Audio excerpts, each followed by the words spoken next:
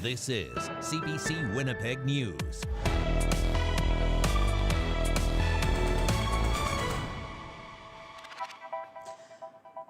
Good evening. Thank you for joining us tonight. Manitoba's biggest school division is bringing back full-time kindergarten to a limited number of schools. Its superintendent says there will be benefits for children and their families. CBC's Gavin Axelrod has more. I'm outside Dufferin School. It's one of 6 schools listed on the Winnipeg School Division website as having full-day kindergarten starting next school year. Superintendent Matt Henderson says locations were chosen based off capacity, the need for all-day classes, and childcare options. We see this as a way to allow people into the workforce in significant ways or to skill up, and we see it as a means to really level the playing field for people who may be adversely impacted by the effects of poverty. WSD launched a full-day kindergarten pilot in 2013, but only offered that option until 2022. Cuts were justified by a study which focused more on academic performance, but didn't explore potential social or economic benefits. Henderson wouldn't say Friday if getting rid of full-day kindergarten was wrong of the previous board, but says that report could have had a wider scope. We see it sort of as a broader strategy that not only impacts children, particularly children who may need to develop confidence and stamina for later school success, but then again for families who are struggling. Kate Kaler with the Social Planning Council of Winnipeg welcomes the decision. It should free up parents to go to school, upgrade their education, and or find a better job. Alan Campbell with the Manitoba School Boards Association wants to see more provincial funding so other schools can offer similar options. Especially when you consider that in other jurisdictions in this country like Ontario, full-day, everyday kindergarten has been the norm. Henderson says it'll cost the division about $300,000 to roll out full-day kindergarten again. Information about the other schools can be found on the division's website, and registration for new students opens February 17th. Gavin Axelrod, CBC News, Winnipeg. The City of Winnipeg won't go ahead with 1-minute drop-off and pickup zones at schools. The city's Public Works Committee put the brakes on the recommendation Wednesday following a meeting. Winnipeg Councillor Marcus Chambers proposed a stop, drop and go program that would limit parents to 60 seconds to drop off and pick up their kids. Chambers cited residents in his constituency raised concerns about congestion and safety around schools. Instead, the Public Works Committee agreed city staff should encourage more people to take up active transportation. The search for a dangerous person and a woman he abducted in Pimicikamak Cree Nation has come to an end. An emergency alert was issued Thursday morning after a 20-year-old woman was taken and a man was attacked with a hammer. RCMP say around 11:15 this morning, information was received that led officers to a home in the community. Joshua Papanakis was taken into custody without incident. The 20-year-old female victim was found inside the home without injuries. She was taken to the nursing station as a precaution. Canada's North has been in the spotlight these days. Community leaders and businesses came together here in Winnipeg to talk about the North's future. The goal? To build stronger relationships between Nunavut and Manitoba and to look at unlocking the region's economic potential. CBC's Mike Arsenault has the details. Hundreds of people gathered at Victoria Inn Friday to talk about the future of the northern region. And the connection between Manitoba and Nunavut is a main focus. The Premier of Nunavut, John Mayne, spoke Friday morning. He wants to see more investment in his territory. The message that we've been spreading is that major infrastructure projects are needed. They were needed decades ago. There's been a history of underinvestment in the north and in Nunavut, and the time is now. Mayne says Nunavut isn't connected to southern Canada by road, rail, or power grid. And all 25 communities in Nunavut run on diesel generators. And we're looking for ways to get off of that diesel, similar to communities in northern Manitoba. And so one of the projects that's being discussed here today is a link to Manitoba's hydro grid called the Kivadla Hydrofiber Link. Mayor of Churchill, Mike Spence, says a big part of the conference is strengthening relationships with surrounding communities.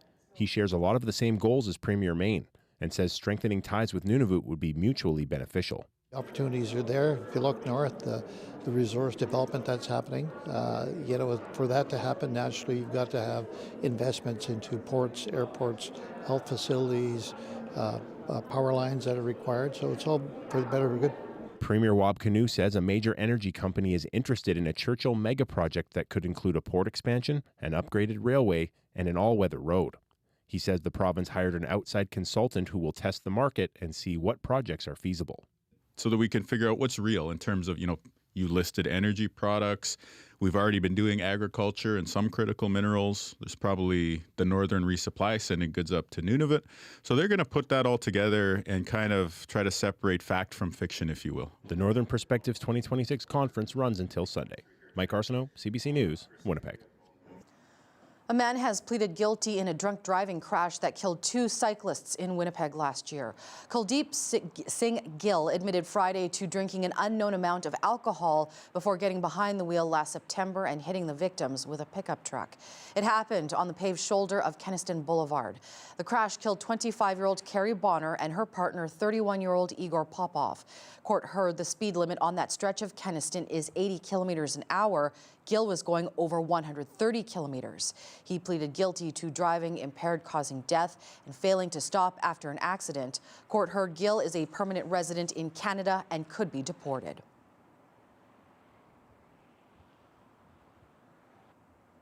Hundreds of students in Barons River First Nation are looking for other options after the school burned down early last week. For some, it may mean traveling to communities far away from their families. CBC's Eric Westhaver has more.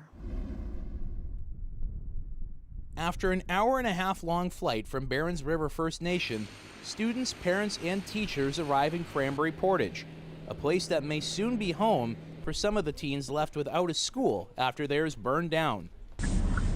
Faulty wiring caused the blaze that left the school's 400 students without a place to study. Frontier Collegiate has offered to help some of the students, the grade 9s, with the rest of the school year. Spencer Fisher is one of the kids. He said he liked what he saw. Yeah, it makes me want to come here, like all these woodworking stuff, welding, and the gym's amazing. Like the gym's nice, and the math and science and everything. Yeah, it's good here. Frontier is far from home, nearly 400 kilometers away. Larry Whiteway came north with his daughter. He said the community is suffering. And it's almost like they're missing somebody or a home or a friend that was there close to them that they could go to. Now it's not there. Moving students midway through the school year is complicated, but Frontier Collegiate Principal Josh Mohanraj says the school is used to it and always keeps some rooms ready in case of emergencies like this. We are expecting at some point in the year where we will need to have extra beds, extra dorm beds, extra dorm rooms. So we've always kept that in contingency. Barons River has ordered school supplies and portable classrooms, but it could take years to replace the school. Fisher said he's excited about possibly studying at Frontier, but he'd still rather be back home. I didn't get to experience, none of us did get to experience graduating in that school. And I wish I did, but it's gone now. Eric Westhaver, CBC News, Cranberry Portage. Public health inspectors are investigating multiple cases of suspected food poisoning at a Winnipeg hotel. 15 people in total are said to have become ill. 11 had attended a conference last weekend at the Victoria Inn. A provincial spokesperson says the first complaint was filed Monday and more came in on Tuesday and Wednesday. The spokesperson says they're investigating whether temperature control and monitoring may have been the source. A public health inspector has conducted a full inspection of the kitchen and facilities at the Victoria Inn.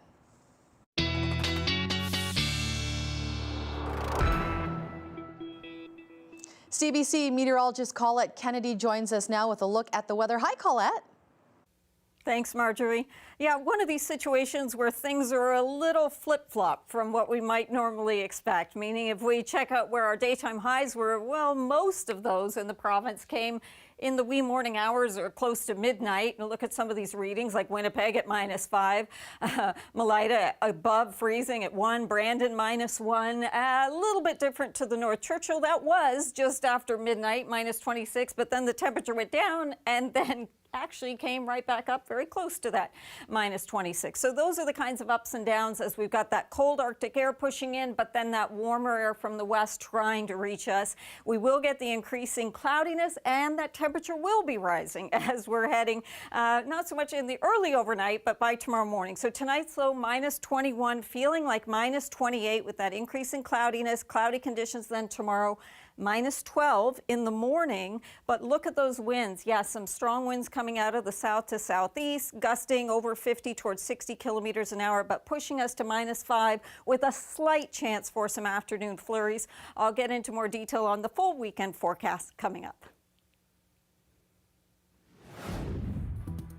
Dress for Success, coming up more on a program that helps students look the part for a job interview. That's ahead.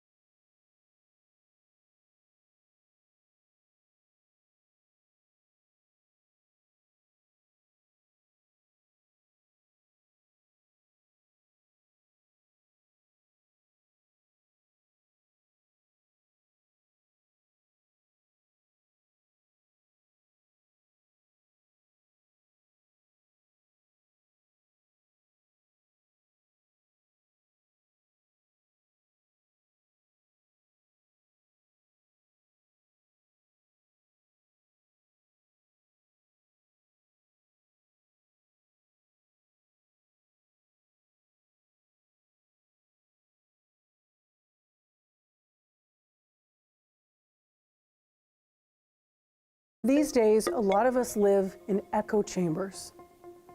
We read different news, follow different people, and slowly stop talking to anyone who disagrees with us. Manitoba Talks is about changing that. It's based on a project called My Country Talks, where more than 100,000 people around the world have already sat down for real conversations with someone who has very different political views. Here's how it works. You'll see a single yes/no question in one of our stories. You answer it, and then another 9 questions pop up. That's it, no long surveys. Behind the scenes, your answers get fed into our matching software that connects Manitobans with different viewpoints. You can think of it as Tinder for opposite opinions, political beliefs, but not for dating, just for talking. The goal is simple, not to argue, not to win, not to change anyone's mind, just to have a real human conversation. Your answers and your conversations are private. They're only used to help us find a good match. At a time when politics feels loud and divided, when some people feel isolated, Manitoba Talks is about doing something very simple and very rare, sitting down with someone different. Manitoba Talks. Start the conversation.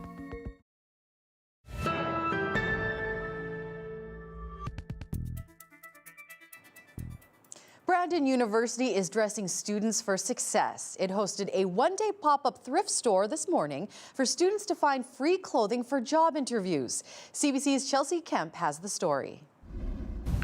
Finding the perfect outfit for a job interview can feel overwhelming. Stacey Dunning says her wardrobe is pretty casual, but she wants to put her best foot forward as she enters the workforce. That's why she stopped by Brandon University's Confidence Closet. Always instilled in us that first impressions are very important. So if you present your best, look your best, you're going to feel more confident in your answers that you give in interviews. The free pop-up thrift shop is helping students incorporate professional clothes into their wardrobes. Created by Brandon University's Faculty of Education and Co-op program, it received 900 donated pieces. Stylist Shay Worthington says it's dressing students for success while helping keep clothes out of landfills. I think community involvement is really important, and I love their motivation to support and push sustainability. Wow, looks good! It looks amazing. Awesome. Dunning says she found her perfect fit and wants other students to have the same opportunity. Schools, even starting as young as high schools, would want to also do this initiative. I think that would be a really good thing to get kids confident into exploring their future after schools. Organizers say they plan on hosting more confidence closets in the future. They say it's one part of helping students get ready to job hunt. Chelsea Kemp, CBC News, Brandon. A Southeast Manitoba festival is showcasing cultures from around the world that can be found right in the community. For the 6th year, Culturama is bringing new perspectives to Steinbach. CBC's Jura McElwraith has more.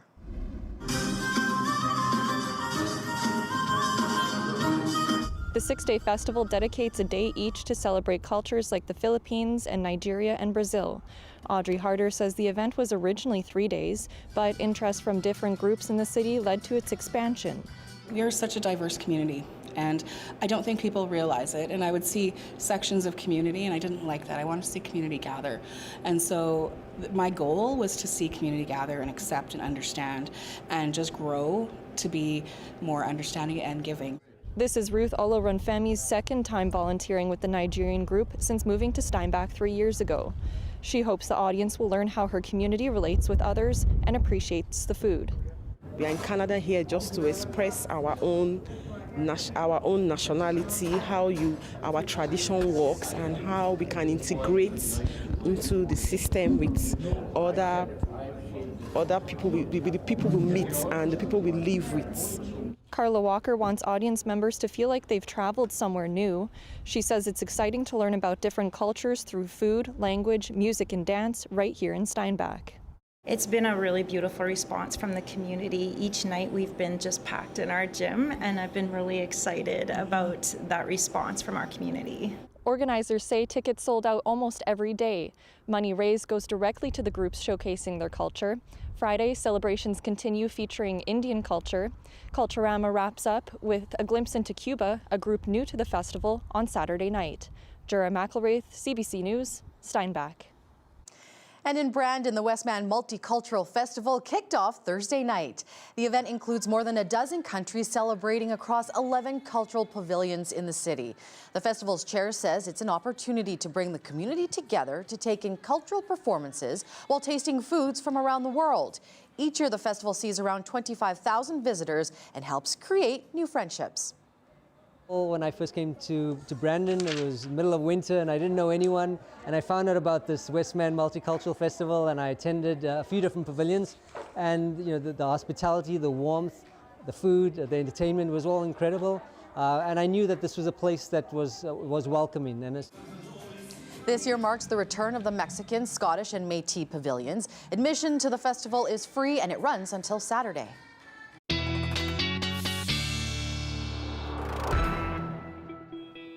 Colette Kennedy is here once again. Hi, Colette. Thanks, Marjorie. Earlier in the show, I was just showing that stationary front where it's not really moving because you've got cold air pushing one way, warm air pushing the other.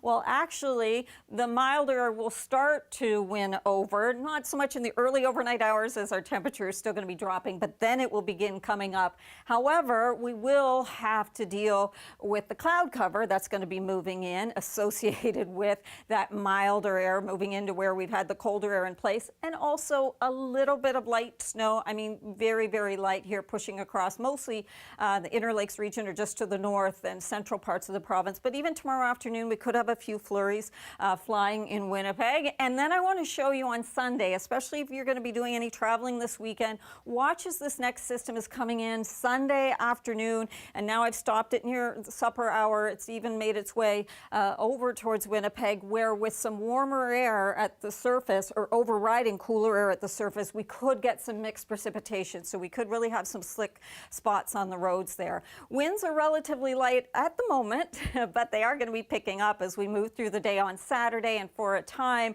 we're talking about those wind gusts perhaps exceeding 50, close to 60 kilometers an hour. Then into the later afternoon they do back off, but coming in from the southeast, so it's helping to push our temperature up. In terms of snowfall amounts from Grand Rapids through Norway House over to about Deer Lake, maybe a few centimeters. Elsewhere, if we even get any flurries through the Red River Valley, it would just be kind of a trace. So, all right, time for our dog walking forecast, but Feline Friday. So we've got a twofer for you, Cosmo and Kitty. I'm guessing that's Kitty and this is Cosmo. Let's reverse that, I think. My parents had a beloved cat named Kitty as well. Perry and Sydney sending these in from Meadowlead. Thank you. Early tomorrow, the temperatures will be coming up. It's still enough of winds that there'll be a wind chill. Otherwise, things looking, frankly, pretty good for a dog walking forecast or cat sitting or whatever you may be up to. -5 our high, and then into Sunday there's that chance, just a chance for some mixed precipitation, and 0 for the high. Then we go into Monday, Tuesday, Wednesday, and check out those temperatures. Yeah, as we get into next week and then rolling forward through February, it does look like our temperatures will be running seasonal, or in fact maybe a little bit on the warmer side, as you can see there. Thank you very much, Colette. The Olympic Winter Games are now underway in Italy. We will bring you some of the sights and sounds from the opening ceremony after the break. Stay with us.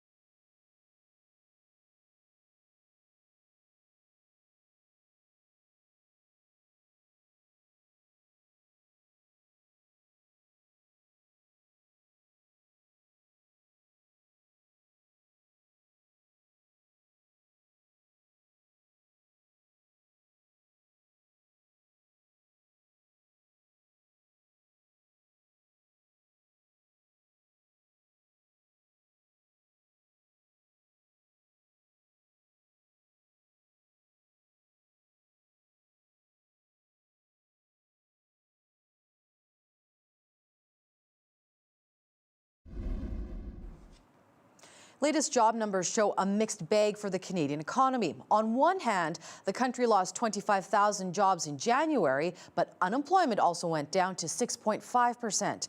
Factors include U.S. tariffs causing job losses in the manufacturing sector, especially in Ontario. There are also fewer people actively searching for work and an increase in the number of Canadians aged 65 plus. As a result, this is the lowest the unemployment rate has been since September 2024.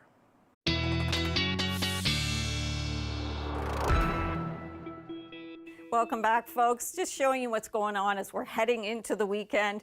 And we will have some cooler temperatures in the early overnight tonight, but then they'll be rebounding. It gets a little milder. Could have a few flurries tomorrow afternoon. And do be aware, even though the temperature comes way up on Sunday, it might come with a little bit of freezing drizzle or period of freezing rain or mixing there late afternoon, early evening into Winnipeg. And then still mild on Monday, and temperatures not as mild, but still rolling in above seasonal as we're heading into next week. And it does look like that trend is perhaps going to be holding for a little while. So maybe the beginning of February on the cold side, mid-February and on, looking a little warmer.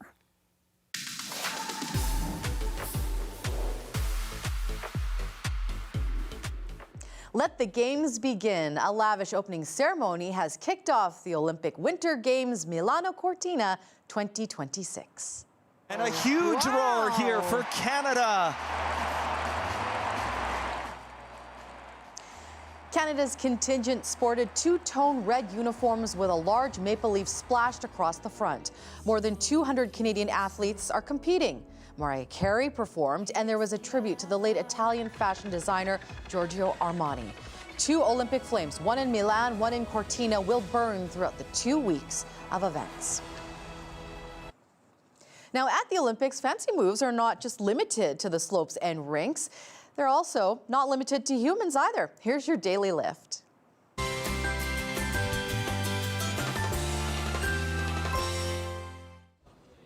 This dancing robot is greeting visitors to China's hospitality house at the Games in Italy. The high-tech humanoid showed visitors both his hip-hop moves and Tai Chi exercises. Only time will tell if China's tech flex matches the country's medal haul. It has 126 athletes vying for medals in 7 major sports. Should be a lot of fun to watch. You can catch all the games here as well on CBC. Have yourselves a wonderful evening and weekend, and we'll see you again next week.